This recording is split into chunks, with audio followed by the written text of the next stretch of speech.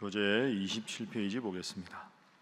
31장에서는 하나님이 아니라 애굽의 도움을 의지하는 자들은 화를 당할 것이라고 선포합니다. 도움을 주실 분은 오직 여호와이십니다. 그러므로 이스라엘 자손들은 회개하며 하나님께로 돌아와야 합니다. 32장에서는 한 의로운 왕이 통치하는 공의로운 나라가 올 것이며 안일한 여인들은 슬피 울며 탄식할 날이 올 것을 예언하고 있습니다. 이러한 심판의 메시지에 이어 다시 한번 정의와 공의의 나라가 화평으로 도래할 것을 예언합니다. 이사야서 전체 주제는 심판과 회복입니다. 범죄하고 돌이키라는 말을 듣지 않아서 심판을 받는다. 그러나 심판 후에 하나님은 영원히 멸망시키시는 것이 아니라 반드시 회복시키신다 하는 주제인데, 오늘도 이 주제가 계속 반복되고 있습니다. 자, 31장 1절 말씀, 1절 우리 함께 읽어봅니다. 시작. 도움을 구하러 애굽으로 내려가는 자들은 화히 있을진저 그들은 말을 의지하며 병거의 많음과 마병의 심히 강함을 의지하고 이스라엘의 거룩하신 이를 앙모하지 아니하며 여호와를 구하지 아니하나니. 아멘. 도움을 구하러 애굽으로 내려가는 자. 애굽은 이스라엘 근처에 있던 아주 중요한 강대국이었습니다. 우리가 계속 살펴봤지만 나일강이 있었고, 그리고 나라가 아주 붕악한 나라여서 항상 이스라엘을 위협하기도 하고 때로는 좋은 동맹군이 되어주는 그런 곳이었습니다. 그러다 보니까 남유다나 북이스라엘이 힘이 약해지면 제일 먼저 손을 뻗쳐서 도움을 요청하거나 아니면 우호 조약을 맺는 나라가 애굽이었던 거죠. 그런데 오늘 이사야서 31장 1절에 말합니다. 도움을 구하러 애굽으로 내려가는 자들은 화히 있을 것이다. 왜 그것이 문제인가? 그들은 말을 의지하고 병거의 많음을 의지하고 마병의 심히 강함을 의지해서 이스라엘의 거룩하신 하나님을 앙모하고 구하지 않았기 때문이다. 이 1절은 당시에만 해당되는 게 아니라 오늘 우리에게도 그대로 적용되지 않겠습니까? 애굽과 하나님. 애굽은 하나님이 없는 세상적인 의뢰처, 의지처를 말하고 눈에 보이는 것이고, 그러나 하나님은 눈에 보이시지 않지만 이 모든 역사를 주관하시는 분이다. 보이는 세상의 권력보다 보이지 않는 하나님의 능력을 의지하는 것이 이스라엘의 살 길인데, 눈에 보이는 것, 힘, 권력 이런 것만 지향하는 것은 31장에서 1절에 말하는 대로 화 있는 것이다. 어제 우리가 30장도 같은 맥락이죠. 애굽과 아무리 조약을 맺어도 하나님이 허락하지 않은 조약은 다 헛된 것이다. 그래서 이사야에서 계속 반복되는 패턴이 하나님의 능력을 부인하고, 하나님의 능력을 부인하고 하나님 안 믿으니까 마음이 불안하고, 불안함을 해소하기 위해서 우상을 섬기고, 우상을 섬기다 보니까 하나님으로부터 더 멀어지고 하나님으로부터 심판을 받고 다시 돌이키고, 계속 이것이 반복되고 있습니다. 그래서 오늘 첫 번째 기도 제목은 세상적인 도움보다 하나님을 의지하게 하소서 하는 것입니다. 세상적인 도움보다 먼저 하나님을 의지하게 하소서.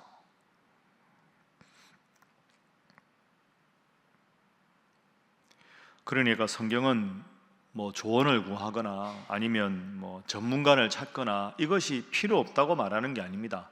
하나님께 기도하고 그러면서 하나님 주신 지혜로 때로는 조언도 구하고 때로는 이런저런 멘토를 찾기도 하고 자료를 보기도 하고, 이건 가능한데 하나님 없이 그 모든 것을 내 힘으로, 인간적인 힘으로 해결하려고 하는 모든 시도는 다 잘못된 것이다. 그래서 3절 보십시오. 애굽은 사람이요 신이 아니다. 그들의 말들은 육체요 영이 아니다. 여호와 하나님이 도와주지 않으면 여호와 하나님이 손을 펴면 돕는 자도 넘어지고 도움을 받는 자도 엎드러져서 다 함께 멸망하리라. 애굽은 사람이요 신이 아니다. 이게 참 짧은 구절인데 함축적인 거죠. 애굽은 사람이요 신이 아니다. 상천하지의 유일한 신은 난데 왜 역사를 주관하는 나를 믿지 않고 보이는 세상 권력만 의지하느냐? 오늘 우리에게도 그대로 적용되는 말씀, 애굽은 사람이요 신이 아니다. 이 말씀을 깊이 묵상하고 오늘도 기도로 말씀으로 승리하는 여러분 되시기를 주님 이름으로 부탁합니다. 자, 이어서 32장 보겠습니다. 32장 1절 2절 말씀 보겠습니다. 1, 2절 함께 읽어보죠. 시작. 보라, 장차 한 왕이 공의로 통치할 것이요 방백들이 정의로 다스릴 것이며 또 그 사람은 광풍을 피하는 곳, 폭우를 가리는 곳 같을 것이며 마른 땅에 냇물 같을 것이며 곤배한 땅에 큰 바위 은을 같으리니. 아멘. 1절에 장차 한 왕이 공의로 통치할 것이다. 이것은 훗날에 올 메시아 예수님을 뜻하기도 합니다. 그분을 의지하는 자, 이렇게 봐도 되겠죠. 그분을 의지하는 자는 어떨 것이냐. 2절, 광풍을 피하는 곳. 주님께 의지하는 자는 광풍이 와도 광풍을 피하는 곳이 되고 폭우를 가리는 곳과 같을 것이고, 이 지상에 다 바짝 말라서 마른 땅이어도 냇물 같은 삶이 될 것이고 곤비한 땅에 큰 바위 그늘 같이 될 것이다. 1절 2절이 참 축복의 말씀입니다. 주님과 함께하면 이런 아름다운 복이 있을 것이다. 그런데 31장이나 32장에서 주님과 함께하는 삶을 떠나면, 세상적인 것만 계속 의지하면 어떻게 되느냐. 4절 보십시오. 조급한 자가 되고, 5절 어리석은 자, 6절 어리석은 자, 7절 악한 자. 이게 다 하나님 없는 삶, 하나님을 의지하지 않는 삶은 이런 삶이 될 수밖에 없다. 9절 안일한 여인들아, 하나님을 의지하지 않는 이스라엘을 향한 빗대서 말씀하시는 거죠. 10절 염려 없는 여자들, 11절 안일한 여자들. 그러니까 지금 두 개의 선택지를 둔 겁니다. 눈에 안 보이는 하나님을 의지해서 잘 되는 삶, 하나님을 의지하지 않아서 조급하고 안일하고 결국은 망하는 길로 가는 길, 어느 길을 선택할 것이냐. 그래서 두 번째 기도 제목입니다. 하나님 때문에 잘 되는 인생이 되게 하소서 하는 것입니다. 하나님 때문에 잘 되는 인생, 하나님을 의지해서 물가에 심겨진 나무와 같은 인생, 그런 인생이 되어야 한다. 그러니까 성경에 보면 계속해서 반복되는 게 항상 우리 앞에 두 가지 선택이 있다. 오늘도 딱 그거 아닙니까? 세상적인 길과 신앙적인 길. 뭔가 손에 잡힐 듯한 세상적인 길, 손에 잡히지 않는 것 같으나 결국은 이 모든 역사를 통치하시는 하나님이 원하시는 길. 이 두 가지 길 중에서 하나님 원하시는 길을 가지면 광풍에 피할 곳이 되는데, 눈에 보이는 것을 택하면 그것 때문에 결국은 조급하고 망하는 길이 된다. 여러분, 이게 어찌 그 당시에 말씀이겠습니까? 오늘 우리에게도 항상 우리에게 유혹하는 게 그거 아닙니까? 여러분, 생각해 보면 아담과 하와가 선악과를 따먹은 거 생각해 보십시오. 선악과가 어느 날 갑자기 생긴 게 아닙니다. 에덴 동산이 창설될 때부터 선악과는 늘 그 자리에 있었습니다. 없던 선악과가 생겨서 문제가 아니고요, 선악과보다 하나님 말씀을 중요하게 여길 때는 선악과가 눈에 보이지 않았습니다. 그런데 뱀의 유혹을 딱 받고 어제와 똑같은 선악과를 보니까 보암직도 하고 먹음직도 하고 지혜롭게 할 만한 탐스러운 열매인 것처럼 보인 겁니다. 보이지 않는 하나님을 잘 섬겨라. 너무너무 원론적인 것 같지만 그게 왜 중요하냐? 보이지 않는 하나님과의 관계가 튼튼하지 않으면, 눈에 보이지 않는 뿌리지만 뿌리가 튼튼하지 않으면 열매가 맺히지 않습니다. 시냇가에 심겨진 나무, 왜 열매를 맺습니까? 잎이, 줄기가, 그리고 열매가 튼튼하고 화려해서가 아닙니다. 눈에 보이지 않는 뿌리가 항상 시냇가에서 물과 양분을 공급했기 때문에, 눈에 안 보이는 뿌리 때문에 눈에 보이는 화려한 꽃도 맺고 아름다운 열매도 맺는 것이죠. 아무리 화려해 보이는 꽃다발도 뿌리가 잘려졌기 때문에 며칠 지나면 쓰레기통에 던져질 수밖에 없는 것이 인생입니다. 오늘 본문에서 말씀하는 것도 하나님 없는 인생 아무 문제 없는 것 같고, 하나님 없는 인생이 더 잘 되는 것 같으나 그것은 일시적인 것이다. 풀은 마르고 꽃은 시드나 하나님의 말씀은 영영이 서리라. 이 말씀 기억하고 하나님 잘 믿어서 하늘로부터 오는 복을 누리는 여러분 되시기를 주님 이름으로 축복합니다. 자, 32장 8절 이에 대비되는 삶이지요. 방금 본대로 하나님 없는 삶은 4절에 조급한 자, 5절에 어리석은 자, 6절에도 어리석은 자, 7절에 악한 자인데 그렇지 않고 하나님을 섬기는 자, 8절 말씀입니다. 함께 읽어봅니다. 시작.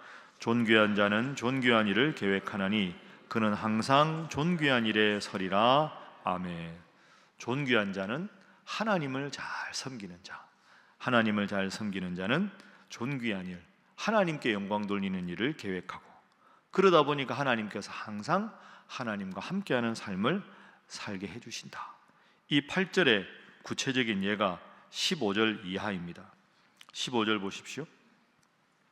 마침내 위에서부터 영을 우리에게 부어주시리니 하나님 편에 있는 자는 하늘로부터 하나님의 영으로 지혜로 우리에게 함께해서 광야가 아름다운 밭이 되고 아름다운 밭을 숲으로 여기게 될 것이다.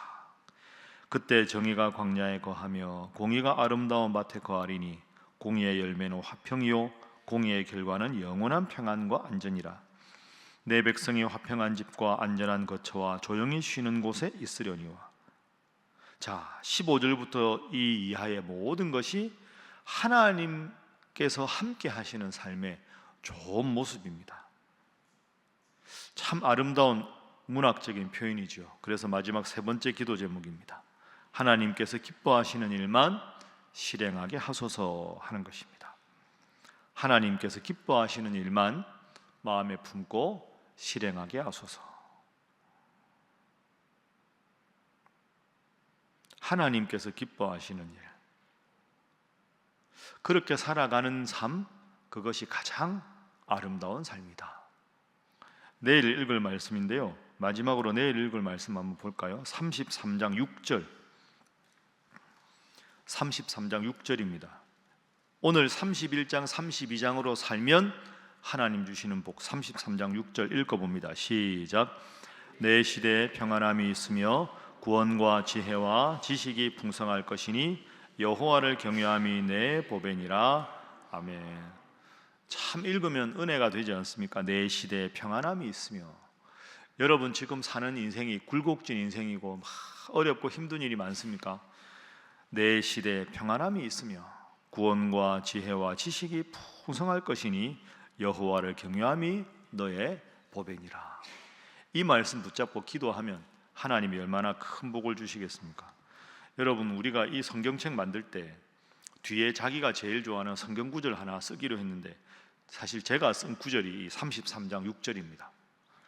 내 시대에 평안함이 있으며 어려움이 없이 하나님이 지켜주실 것이다. 구원과 지혜와 지식이 풍성할 것이다. 어떻게 이런 삶이 가능하냐? 여호와를 경외함이 너의 보배니라.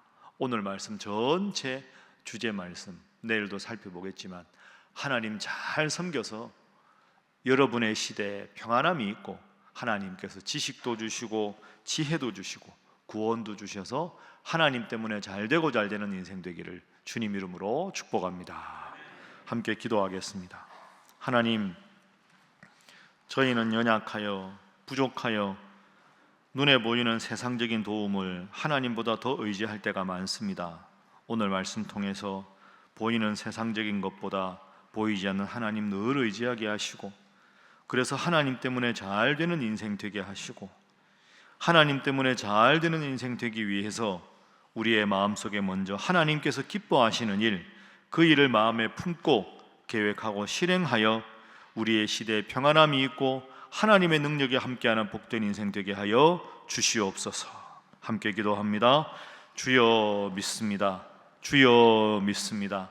주여 믿습니다.